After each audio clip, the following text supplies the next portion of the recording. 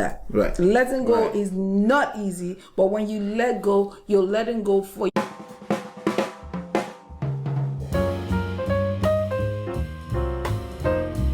Hello guys, the title of today's email is My Marriage is in Shambles. So, my marriage is in shambles after my wife emotionally connected to another person while I was deployed. She has left the state and is trying to rush a uncontested divorce. Okay? It will likely be finalized in the next week or less. And then there is a brief reconciliation period.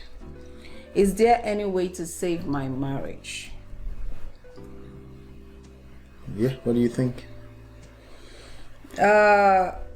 What I'm reading right now, the marriage is already done. She already moved on to someone else. Okay. I don't think this guy has any I don't want to say he doesn't have any hope. But you're kind of saying that. I'm kind of saying that because right now she's connected to someone else. And unfortunately, we'll have to let go and let God. You know? That's if crazy. they ever come back together, then you will have to decide. If she wants back in, you will have to decide that then. Okay. But in this moment, No hope for him. she moved on. That's not what this is about. We got to give people some kind of hope. Well, she left the state and she wants and she's trying to rush a uncontested divorce. Yeah, that's crazy.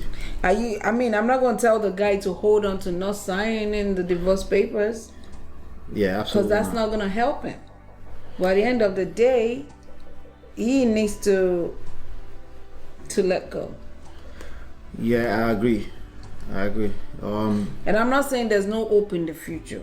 If that happens to present itself in the future, then he can be the one to decide whether he wants in or not. Right. But right now, him holding on to her is like having attachments to her. Yeah, and that's not going to end up any. And that's not going to save his marriage because this person is definitely all the way out. I agree. Let me get through it. My marriage is in shambles after my wife emotionally connected to another person while I was deployed. Well, that happens a lot. That's very easy. That's a common situation. It sounds like he was in the military, I guess. Yes. Right. So it's a guy that was in the military, and it's very important that we stress here at this point, like distance. Yes, distance makes the heart fonder, but there are certain times Distance can kill the relationship distance can kill the relationship. It can create a barrier. It can create, distance. When we say distance makes the heart fonder, we're talking about distance from something that you're already close to so much, something that there's some kind of level of attachment, almost to the point of very unhealthy attachment already, right? So pulling back from what you're already so close to may not be a bad idea. Well, at the same time, it's very hard. That's what I'm saying. But this situation is different. Their relationship is distance already. They were not close physically already before. It almost sounds like they started their relationship with that. He was deployed, and then that relationship may take longer. Even the one that you pull back, you can't pull back way too far too, because the point you pull back and the person will say there's nothing here anymore and they'll move on, or you move on, or there's just nothing there anymore. It just dissipates. So this is not one of those situations where we say distance makes the heart fonder. Like we always say, there's a heart to this. It's not an exact science. No. So you kind of have to feel on it, right?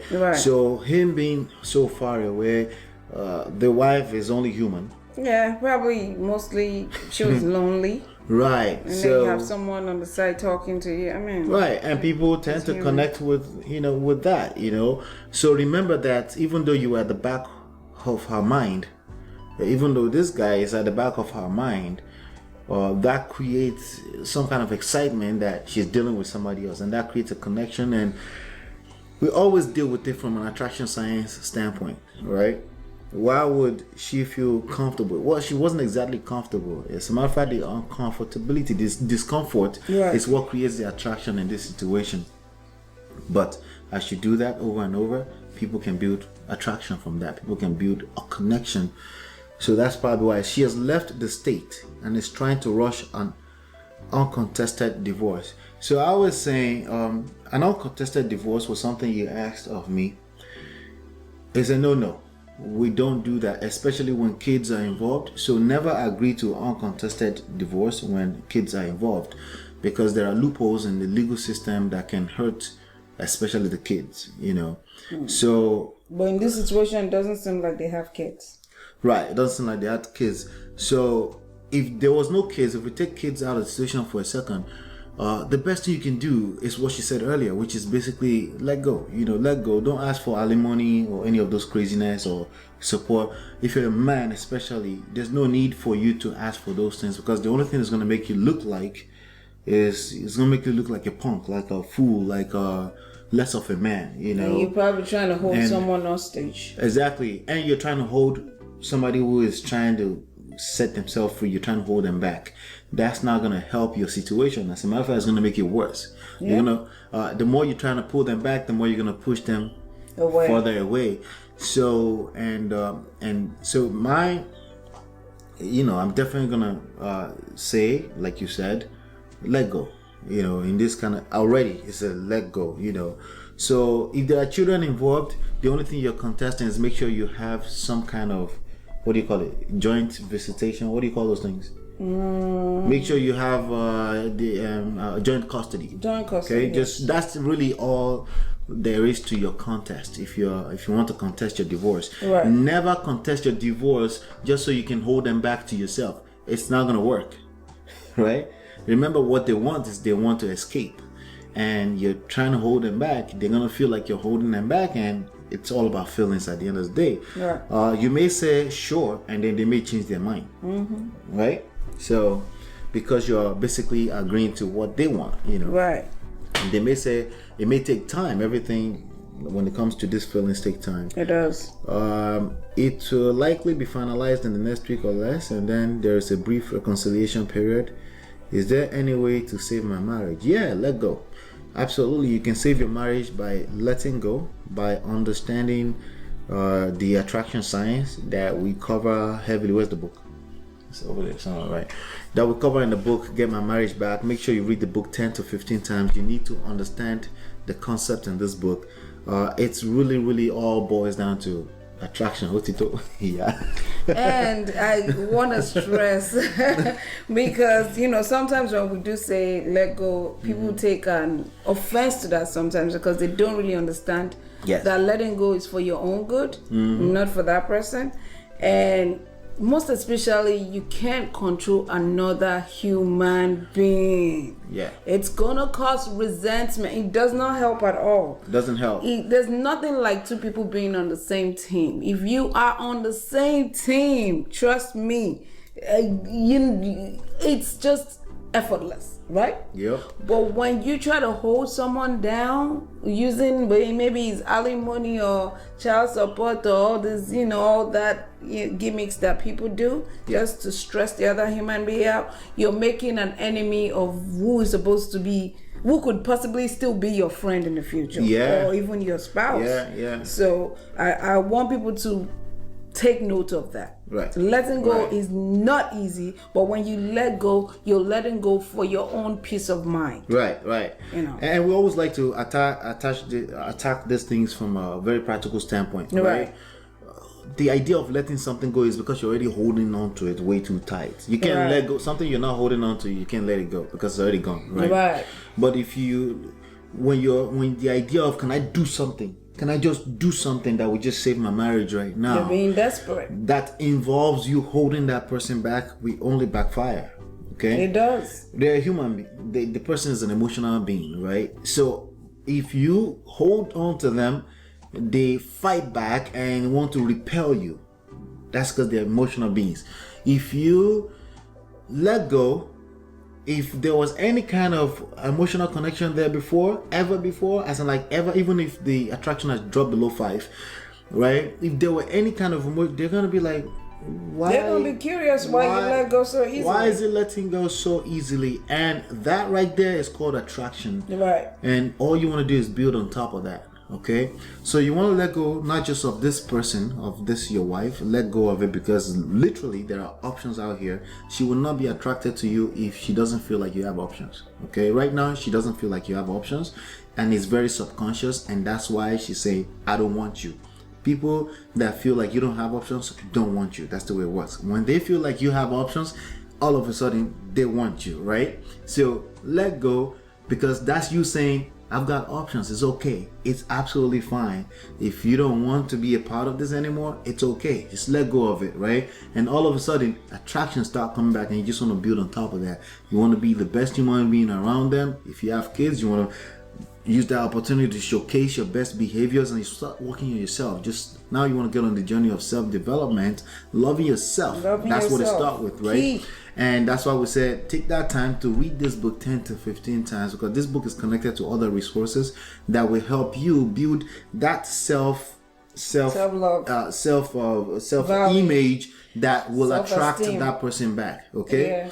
So letting go of that person is first. Then obviously let go of your ideologies of marriage, divorce, any of the terminologies that's killing your head, that's making you feel like you've lost out in life. Let go of all those meanings you attach to those things, because those things, if you have attachment to them, will kill the marriage itself. Okay? Not only that, it pushes some people to extreme insanity. Like they do things that they never thought they would ever do. Right, right. You will hear things like, I don't want to be married anymore. I don't want, because they're feeling like you're choking them up, all right? Yeah, but I'm even talking about people that can let go of a situation. They lose their minds. Yeah, you become a stalker. You see people stalk their spouse, exes. It's people killing people because they just can't let go of the idea that, you know what, right now, this is not what this person wants. Let me back off. It's okay to back off and love up on yourself. Right. Because if you love yourself, someone is repelling you and saying, no, I don't want you. You're like, what the hell do you think you are? I love me. It's your loss, not mine. They want space, give yourself space. If they want space, give yourself abundance of space. Because that automatically gives them space, but also you deserve that space. You deserve. Because chances are this person is already toxic and you don't even like it, but the attraction that is built inside of you because this person said no is fake anyway, because that person said no. That's why. So if you just realize now all of a sudden that you're worth a lot more, you have options, you let go of it, let go of any ideologies that's holding you hostage. Because people that hold on to marriage is because society told them that, I must stay in this marriage, and that's disturbing them. Right. Now, that's not to say we're not for marriage. We're absolutely, what we're saying is because we're advocates of marriage. Yes. But we're telling you that your attachment to your old ideas of marriage is what's killing the marriage. Killing your spouse. So, in order for you to build a healthy marriage, if a person said no and they want to move on, you gotta let them go. When you let them go, there is the best chance of you building that marriage back up is in letting that person go. And that's what we're trying to say. And we'll continue to stress that.